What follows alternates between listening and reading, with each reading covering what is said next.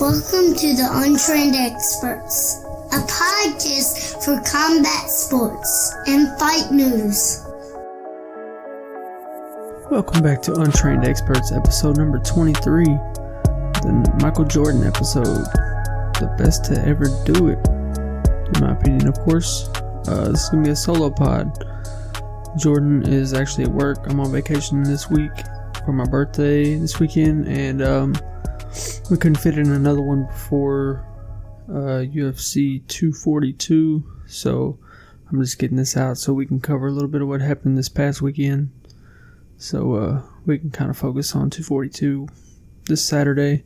So as of right now, the plans are to do a live podcast, or record a live podcast while we're watching the fights, and maybe have some commentary and whatnot. Should be pretty fun. If all goes as planned, get in here, have a little whiskey, hang out, and watch some good fights. But I've been in here all day, moving stuff around and rearranging our room, looking a lot more professional, and hopefully making this thing where the audio will sound a little better. I kind of moved everything around, put us in the corner, and we're gonna get some sound editing for the walls, and I got remounted the TV on a different wall so we can, watch everything there. So it's turning out pretty good, though. I'll probably end up posting some pictures on Instagram if y'all want to check them out over there. Just kind of see what we're up to. We just do this out of a spare room in my house, so I know it's not like studio quality audio right now, but we're just constantly working at it, trying to get better, and eventually, we'll have a studio to do it in, I hope. But this past weekend we had UFC Fight Night 157. Weili Zhang versus Jessica Andrade, or it may be Zhang Weili. I don't know which way her name is supposed to be pronounced.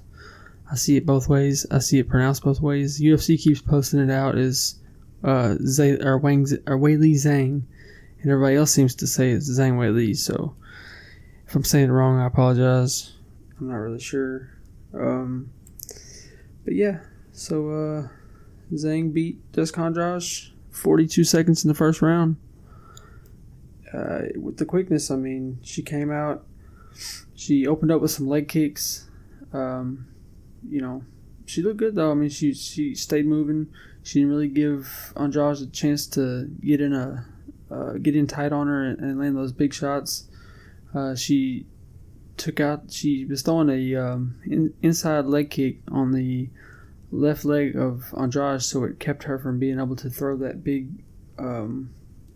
looping left hand she likes to throw, the left hook. She couldn't get that big power shot off because she couldn't push off that left leg. It was being kicked out. But it was a really good game plan by Weili, as we saw. They ended up getting against the fence. She landed some nice elbows, and then she got her in a tight clinch and landed some really nice knees, and had Andrade hurt. She ended up finishing it with a nice combo, dropped her against the fence, and then landed like 2 punches, and it was over. It was really quick. I don't think anybody was really expecting that, but I also feel like Andrade kind of went into this with an ego. I saw a quote where she was saying that Rose, when she was fighting Rose, she didn't feel like she was fighting a real person. Some shit like she was lifting up a pillow or something, even though Rose was piecing her ass up the whole first beginning of that fight. It was, I don't know. I feel like she just got an ego from winning that fight, and she went into this kind of with a big head and got knocked out. So that's kind of shit that happens. Before that, though, we had Li Jingliang TKO Zaleski dos Santos in the third round. It was a back and forth kind of fight. Liang was winning pretty much the whole two first rounds, and the third round it seemed like dos Santos kind of knew he was behind, so he started pressuring a little more and trying to move forward, but it wasn't enough. And then Liang dropped him with a big uppercut, And he was able to get back up, but like 2 more shots and it was over. He dropped again and the referee stopped it. So that's a good win for Jingliang. Other than that, man, the rest of the card, being all the way in China, and it aired here at like 3 o'clock in the morning, I think. It's not a lot of really big names. A lot of people we don't really know, a lot of names it's hard to pronounce because they're not from here. But it was overall a pretty decent card. There's a lot of decisions. The last 2 fights were TKOs, but other than that, it was all decisions. But I don't really know what's next for Wei Li. She's got options, man. The strawweight division's pretty stacked right now. I mean, we need to figure out what Rose wants to do, obviously, but she could defend against Rose. Rose really deserves that because of what she did to Joanna, who was champ for forever, and ran that division. If Rose wants to come back, she could do that. Tatiana Suarez, she's having some neck surgery or neck issues she has to work out, but as soon as she's healthy, that's a damn good fight. Or you can give her the winner of Michelle Watterson and Joanna. I mean, any of those fights are really good. Be really good all the way around. I don't think Josh gets a rematch right away. She'll have to work back to it because she got knocked out in 42 seconds. Like, there's no immediate rematch clause there. It'd be different if she had defended 3 or 4 times and then, it was a lucky punch or whatever, but it wasn't like that at all. This is her first title defense and she gets knocked out in 42 seconds. So I just think she really underestimated Wei Li, as I'm sure many people did. Her team is having some visa issues. I think the last time she fought in the United States, her coaches couldn't come because they couldn't get a visa to get into the country or something. I know she was mentioning something like that. Dana was saying they wanted to have her come fight in the States now and, defend her title here, but because, of course, that's where the bigger paydays are for the UFC, when they can get as many eyes on it as possible. Because I'm sure a lot of people didn't see this card being at 3 a.m., Even I missed it, and I work graveyard. I had plans to watch it, and I didn't know it was going to be, like, Saturday, 3 a.m.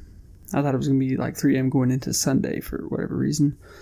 But it was, like, Friday night, 3 a.m., the card starts. And I missed it. I got off at 7 and I saw all the headlines about it and I was like, oh shit. So went back and rewatched it. At least it was on ESPN Plus where I could rewatch it. But he's wanting to have her fight in the States, but she can't have her team over here to coach her, So they got to work that out where she can have her coaches and everything come with her to her fights or whatever, so they can start having her fight over here.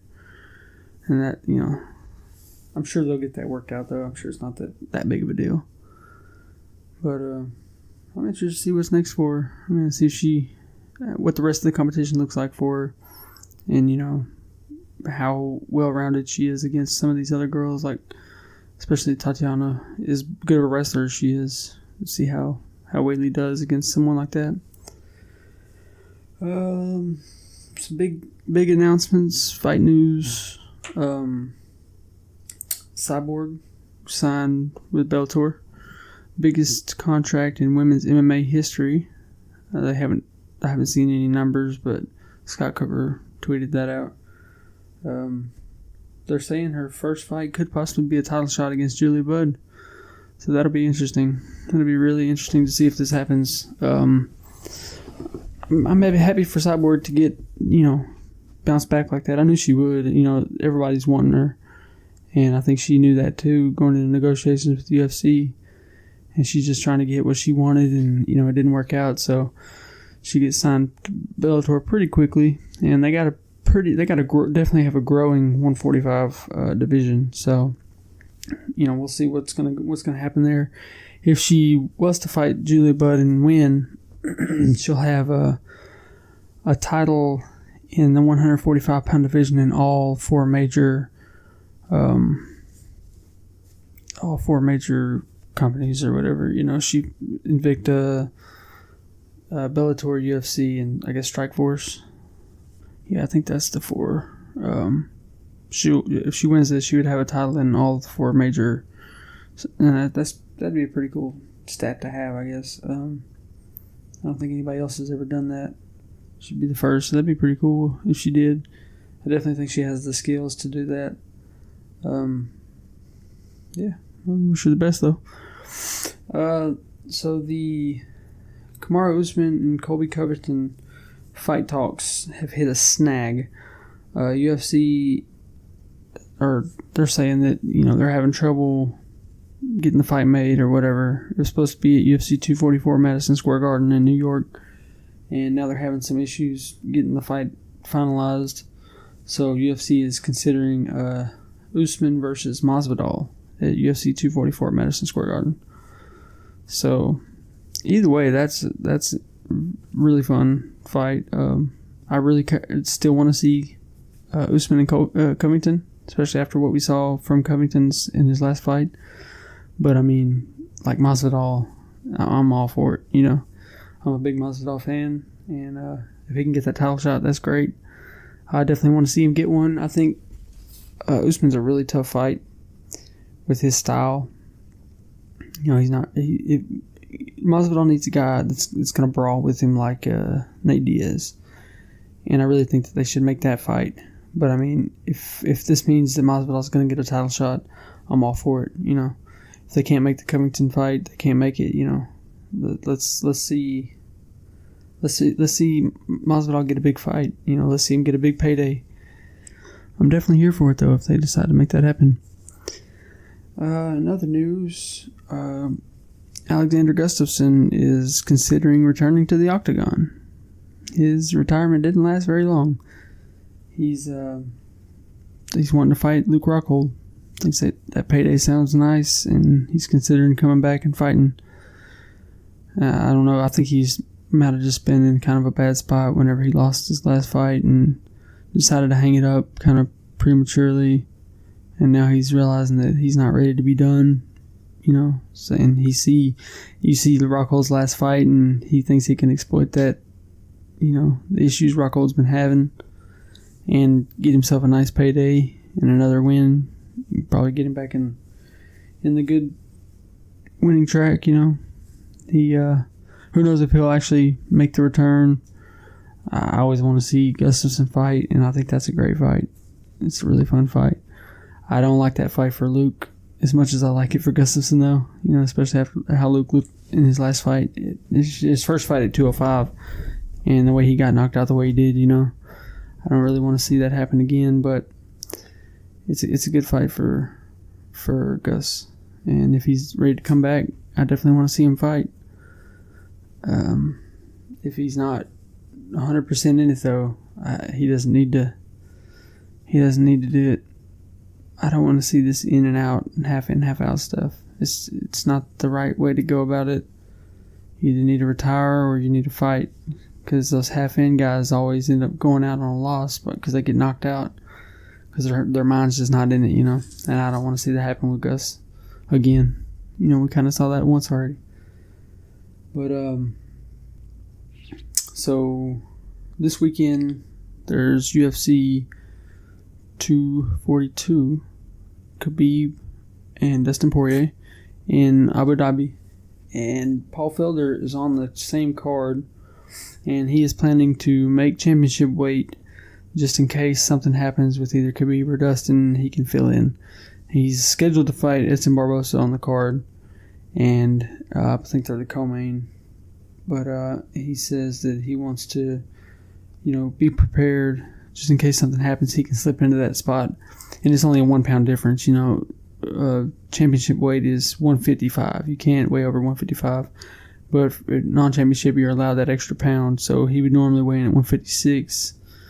So he's gonna make it to 155 so that he can make championship weight in case one of them falls out. He can get in there and try to get a title shot. And it's a smart move, If Tony was gonna go, I don't think he would bother with it. And I think he even said that. But Tony, I guess Tony's not gonna go to Abu Dhabi now, which I think it would have been a really good idea to be there, just in case. if he can finally get that shot that he's been deserving for so many years. But, you know, you can't just expect someone to show up to something like that, especially that far away. So, I mean, I think Tony's definitely next in line. He has to be. Like, you can't put anybody above Tony. He's been deserving this for so long, and he's been denied his opportunity for just bullshit reasons most of the time. And you can't just keep putting it off, you know. Where everybody wants to see that fight. Either of them. I mean, he's a nightmare for anybody, and we really want to see that. You know, we were trying to see him and Khabib fight for years now, and it's just it falls apart every time. And then Tony gets hurt, and you know he's had his issues outside the cage, you know, with the mental stuff. But I think he's the best 155er out there, and I think he's a nightmare matchup for anybody you put him in the ring with. So Dana White has canceled the BJ Penn, his next fight, which was supposed to be his last fight. You know, Dana agreed to give him one more fight or whatever. And then the video surfaced of him fighting outside in the street. You know, there's a couple of different videos. Whether those are at different times or what, I'm not really sure now. Last week I thought that they were at different times because of, you know, kind of overanalyzed the videos, watching them, trying to see. And it looked like in one he was wearing flip-flops and the other one he's wearing tennis shoes. And I thought it was a different time. Could have been the same night. I don't know. But after the video surfaced, you know, Dana White said that he's no longer going to give BJ Penn that last fight against Nick Lentz, and that they're not going to, UFC's not going to deal with BJ Penn anymore, which is good. And I really hope for BJ's sake he's not able to go and, you know, go to a different organization or something. I don't think anybody would really take him because they see what's going on, you know. And it's not like he's a draw anymore. It's not like he's a big name. You know, he's lost a ton of fights recently, you know. It's like a 7 or 8 fight losing streak. So I don't think he's like got a draw power anymore. So I don't think he's going to go anywhere else. But, you know, I really hope for his sake that nobody would accept him anyway, because he needs to get some help. He really does.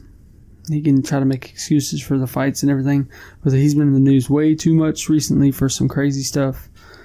And, you know, he needs to get some help and take care of those issues and get healthy. And he's taken a lot of brain damage over the years, and it's not looking good for him.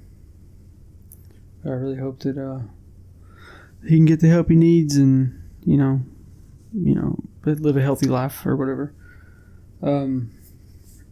So this weekend, you got UFC 242, Abu Dhabi. It's pretty good card. There's a few kind of lower tier fights on there. You got a couple of good fights on the prelims. You got Curtis Blades on the main card. Islam Makhachev versus Davi Ramos. That should be a pretty fun fight. He's fun to watch. His last fight was really, really good fight. Went to decision against I forget the kid's name that he fought. Arman Sarukian, and it was a really good fight, back and forth the whole time.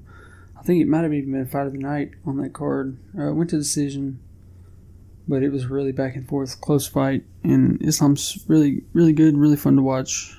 So that should be a pretty good fight. I don't know a ton about Davi Ramos. He's hadn't really fought, you know, really big names yet. So, you know, maybe this will be a big fight for him. But it should be fun to watch either way, you know. And then, of course, the Paul Felder, Edson Barbosa. This is their second fight. They fought once before in 2015, and Barbosa won via decision. So this is kind of Paul Felder's, you know, retribution match or whatever. You know, he's trying to get back that loss. He's only got, I think, 4 losses on his record, which is, you know, that's pretty good, especially in the 155-pound division when there's some killers. He's only got 4 losses, so I mean that's pretty good for his record, you know. I definitely want to I'll definitely tune into that. That's going to be a really good fight. You know, they're both very talented. Barbosa's, you know, he's got those kicks, those nasty kicks, nasty leg kicks. He just does all kinds of crazy stuff, and he's always fun to watch because of that. And then Paul Felder's just a really tough dude, and he can just get in there and scrap with anybody, you know. And that's a good co-main fight for this card. And assuming nobody, you know, drops out or whatever, I really hope that everything stays the way it is. You know, Khabib's had his problems with missing weight in the past. I think he's grown out of that. You know, we haven't seen him miss weight or anything in a while. I think he's grown out of that and gotten on a good, you know, diet plan and everything so he can cut the weight better or whatever. But you know, I think they weigh in tomorrow night, so we'll see if they make weight. I'm sure Dustin will. Khabib is the one to worry about there, but I think he'll make weight, and I think everything will be good. But that's gonna be a really good fight. I think it's gonna be a lot better fight than most people are expecting because they see what Khabib does to people. But Dustin is a lot more well-rounded when it comes to every, you know, striking and jiu-jitsu and wrestling and everything. You know, he's good at a lot of different things, and Khabib's good at what he does, but his striking's not great. You know, he can take you down to smash on the ground, but you know, Dustin's got really good takedown defense, and once he's down there, he can, you know, try submissions and he can strike from the bottom. He's well-rounded in a lot of different ways, and I think that Dustin's going to surprise a lot of people. And I wouldn't be surprised to see this fight go deep, you know, late rounds. I don't think Khabib could knock Dustin out. Dustin's best chance to win would be to knock Khabib out. I think Khabib will kind of tire out towards the later rounds, and you know, we saw Dustin against Max. He doesn't really get tired. He just keeps coming, and he can land some big shots. So it's gonna be really fun to see how this plays out. I'm pulling for Dustin. I like Dustin a lot, and I'm a big fan. He's been deserving this for a long time, kind of like in the same boat as Tony. You know, Dustin's been fighting for, I don't even know, never gotten a title shot. You know, he's beat former champs. He beat Justin Gaethje. He beat Eddie Alvarez. He beat who else? I mean, he's beat several like previous champs, and he beat Max. I mean, he's beat several guys. He beat Anthony Pettis. He's beat all these guys who were former champs, and he hasn't been given a title shot because he's not a big draw, because people don't know him because he doesn't talk shit, basically. And you know, if it wasn't for Conor, Khabib wouldn't be a big draw either. Nobody cared to see him fight until he fought Conor and beat Conor, because Conor was the biggest name. Khabib wasn't a big draw.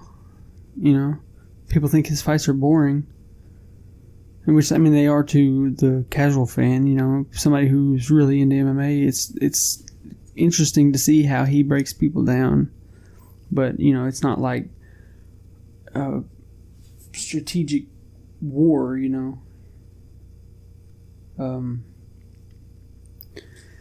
Yeah, so this is gonna be fun. It's gonna be really fun.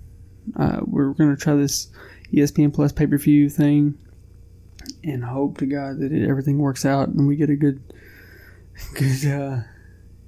stream going, so we don't have to worry about missing anything. And I think we're gonna do a live podcast for this fight.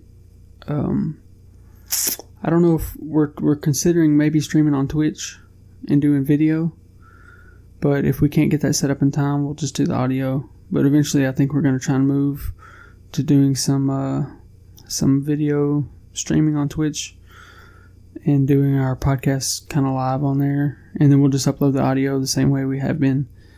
So just give us another dimension to our podcast.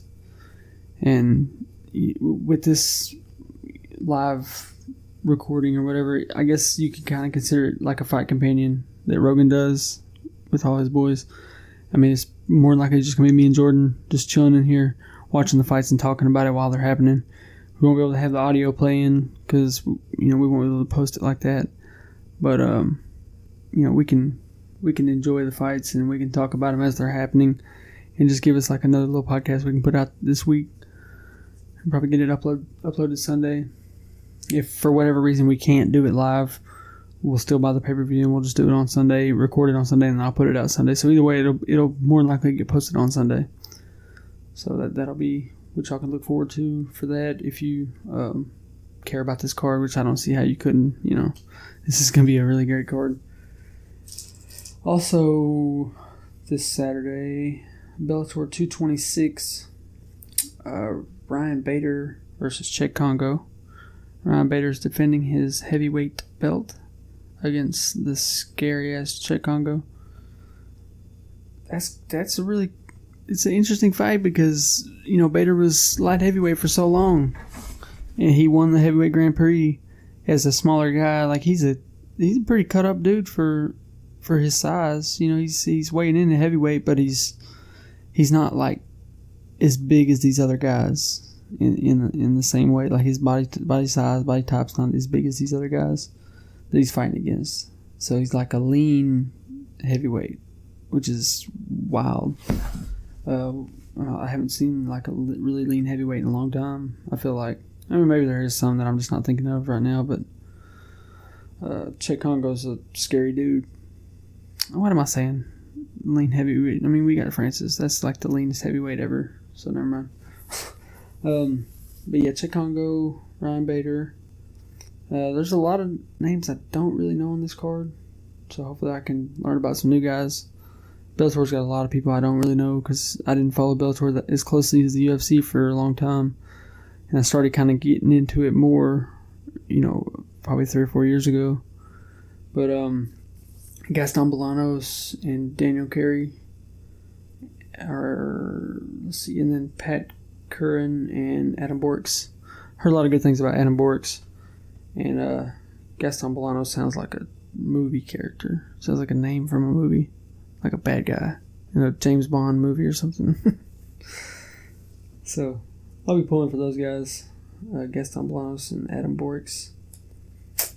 So I don't know what Bellator's strategy is here with putting, which I guess the UFC card's going to be early since it's in Dubai or Abu Dhabi.